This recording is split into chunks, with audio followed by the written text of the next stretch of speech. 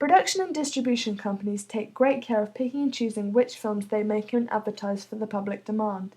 During the production of a film, the producer is to fund and organise the development of that film, ensuring that the cast and crew are appropriate for the extent of the film, and planning where and when they need to be.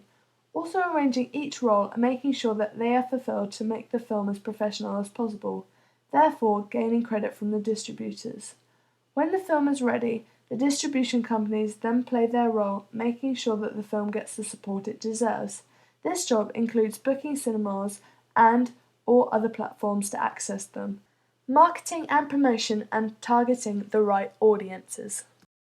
Films that have a high budget, source of funds, cast, excellent story, distribution, and more tend to become more popular and will gain the attention of mainstream producers and distributors. Large companies that are very well known by the public eye, for example Universal and Miramax. These films will get the front-line wide releases in a number of cinemas or other platforms, for example Netflix and Amazon Prime. Other low-budget films, or even films that have a niche target audience, are more likely to be produced and distributed by smaller, independent companies. These may get into cinema, but far more infrequently than higher budget films, and usually they are released straight to DVD.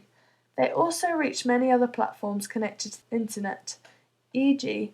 Vimeo and competition entries for independent films held by film companies, for instance the BFI, British Film Institute.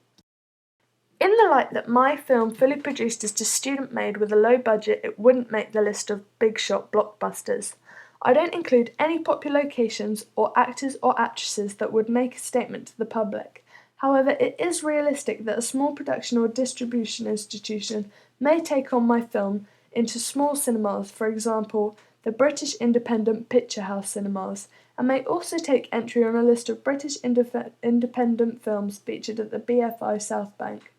These would also allow my film to be advertised to my target audience through the internet sources and schemes like the Slackers Club, featured on E4.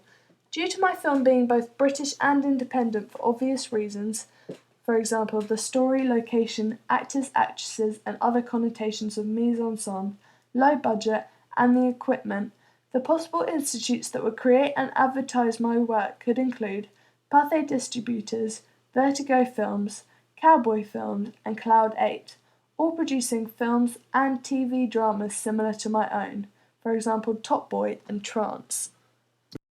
In the case that my sequence was exported as only the opening of a film, it would not be released by mainstream or independent companies due to its lack of storyline and audience appeal. However, it may be uploaded to the internet sources for entertainment of unknown audiences, for example YouTube and Vimeo. The unfortunate entity being that I wouldn't know my audience and I couldn't rely on these sources to advertise my work to the audience that I had targeted during research.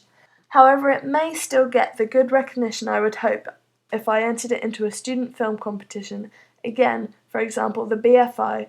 Other examples include City and Motion Festival and Raising the Bar Awards, both small events holding screening occasions for student-made short films.